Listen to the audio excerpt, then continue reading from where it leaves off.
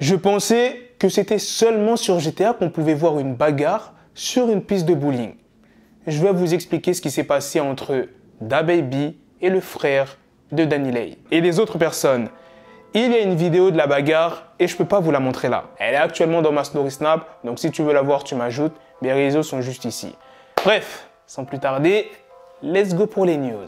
C'est pas tout le monde qui est au courant de l'histoire entre DaBaby et le frère de DaniLeigh qui s'appelle Brandon Beals, donc je vais faire un petit résumé. L'année dernière, DaniLeigh a mis plusieurs vidéos sur les réseaux sociaux pour expliquer que DaBaby avait appelé la police afin de la virer de chez lui avec leur bébé. Tu t'imagines bien que le frère de DaniLeigh, quand il apprend ça, eh bien il pète un câble. Au moment où ça se passe, il venait de faire un accident de voiture, il avait une blessure importante au cou, mais il n'en avait rien à faire. Il a fait une vidéo réclamant un 1v1 avec DaBaby. Vous allez comprendre très bien vite pourquoi j'insiste sur le 1v1. Maintenant, venons à ce qui s'est passé mercredi dernier. Brandon Beals ainsi que DaBaby et son équipe se sont croisés dans un bowling et ça a vite dégénéré. Malheureusement, Brandon n'a pas eu le 1v1 qu'il réclamait ces derniers mois parce qu'ils étaient 5 sur lui.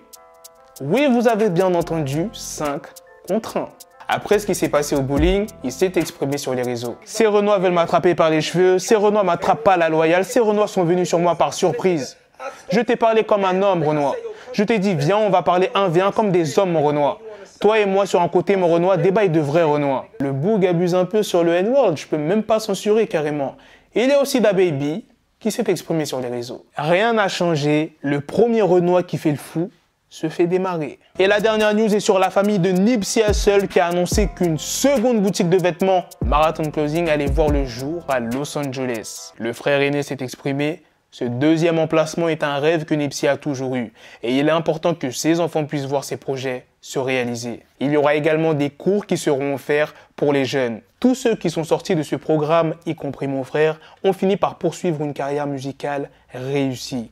Un centre pour la jeunesse est la meilleure chose que nous puissions mettre là, dans l'esprit de ce que Hussle représentait.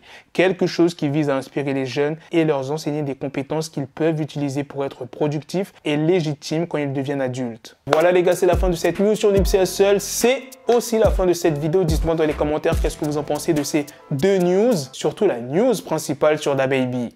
C'est pas un pic, c'est une remarque. Vous n'avez pas remarqué qu'à chaque fois qu'il y a une bagarre avec DaBaby, ce n'est jamais un 1v1. Ils sont toujours plusieurs sur une seule personne. Le mec dans le magasin de Louis Vuitton, ils étaient 2. Là, pour l'histoire que je vous ai racontée, ils étaient 5 sur le mec. Alors que DaBaby, voilà, il pouvait parler à part avec Brandon. Ça se trouve, lui, il voulait vraiment juste parler. Après, s'il aurait fait un truc, ouais, là, les potes de DaBaby, ils peuvent débarquer. Après, c'est vrai qu'aux États-Unis, il y a les armes à feu. Et puis, c'est le rôle de la sécurité de DaBaby de le protéger. Mais, genre, à chaque fois, ils sont 10 000 sur une seule personne. Les gars, vous savez comment ça se passe maintenant. Arrêtez d'attaquer DaBaby. Sur ce, on se donne rendez-vous très prochainement pour d'autres vidéos news. Prenez soin de vous, la famille. Peace.